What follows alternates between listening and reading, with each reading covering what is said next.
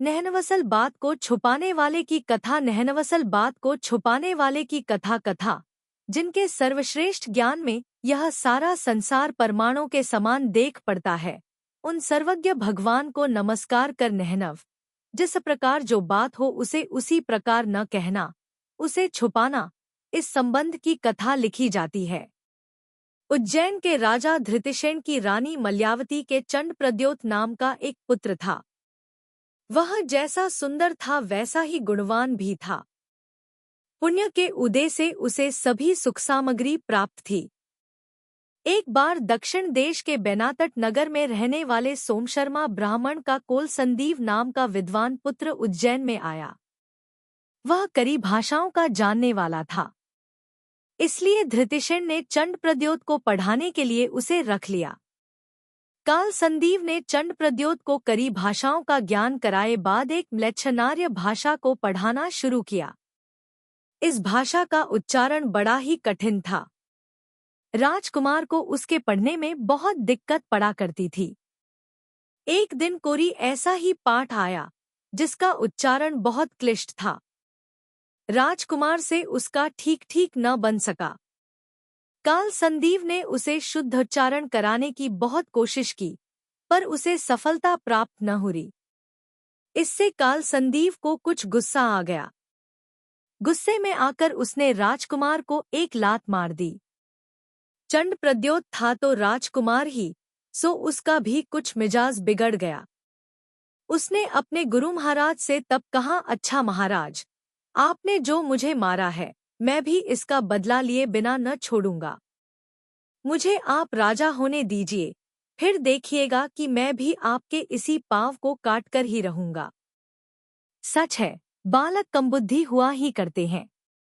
काल संदीव कुछ दिनों तक और यहाँ रहा, फिर वह यहाँ से दक्षिण की ओर चला गया।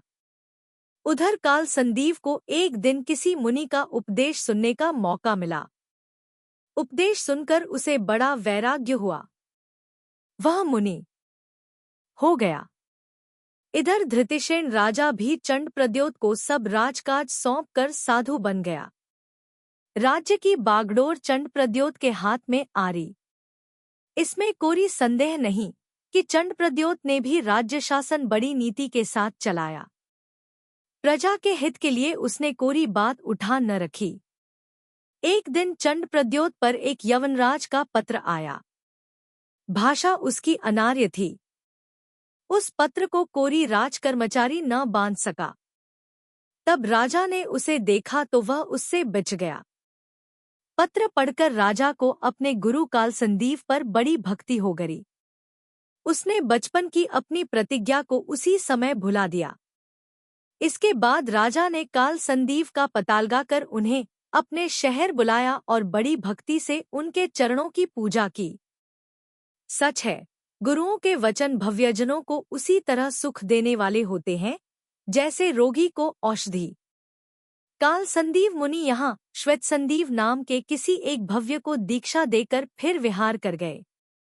मार्ग में पड़ने वाले शहरों और गांवों में उपदेश करते हुए वे विपुलाचल पर महावीर भगवान के समवशरण में गए, जो कि बड़ी शांति का देने वाला था। भगवान के दर्शन कर उन्हें बहुत शांति मिली। वंदना कर भगवान उपदेश सुनने के लिए वे वहीं बैठ गए। श्वेतसंदीव मुनि भी इन्हीं के साथ थे। वे आकर समवशरण के बाहर आतापन्योग द्वारा तप करने लगे। भगवान के दर्शन कर जब महामंडलेश्वर श्रेणी जाने लगे तब उन्होंने श्वेतसंदीव मुनि को देखकर पूछा, आपके गुरु कौन हैं? किनसे आपने यह दीक्षा ग्रहण की? उत्तर में श्वेतसंदीव मुनि ने कहा, राजन, मेरे गुरु श्रीवर्धमान भगवान हैं। इतना कहना था कि उनका सारा शरीर काला पड़ गया। यह देख श्रेणिक को बड़ा आश्चर्य हुआ। उन्होंने पीछे जाकर गंधर भगवान से इसका कारण पूछा। उन्होंने कहा, श्वेतसंदीव के असल गुरु हैं काल संदीव, जो कि यहीं बैठे हुए हैं। उनका इन्होंने नहनव किया, सच्ची बात न बतला रही, इसलिए उनका शरीर काला पड़ गया है। तब श्रेणिक ने श्वेतसंदीव को समझाकर उनकी गलती उन्हें सुझारी और कहा, महाराज, आपकी अवस्था के योग्य ऐसी बातें नहीं हैं। ऐसी बातों से पाप बंद होता है। इसलिए आगे से आप कभी ऐसा न करेंगे, यह मेरी आपसे प्रार्थना है। श्रेणिक की इस शिक्षा का श्वेतसंदीव मुनि के चित्त पर बड़ा गहरा असर पड़ा। वे अपनी भूल पर बहुत पछताए। इस आलोचना से उनके परिणाम बहुत उन्नत हुए, यहाँ तक कि उसी समय शुक्ल ध्यान द्वारा कर्मों का नाश कर लोकालोक का प्रकाशक केवल ज्ञान उन्होंने प्राप्त कर लिया। वे सारे संसार द्वारा अब पूजे जाने लगे। अंत में अघातिया कर्मों को नष्ट कर उन्होंने मोक्ष का अनंत सुख लाभ किया। श्वेतसंदीव मुनि के इस वृत्तांत से भव्यजनों को शिक्षा लेनी चाहिए कि वे अपने गुरु आदि का नेहनव न करें, सच्ची बात के छिपाने का यत्न न करें। क्योंकि गुरु स्वर्ग मोक्ष के देने वाले हैं, इसलिए सेवा करने योग्य हैं।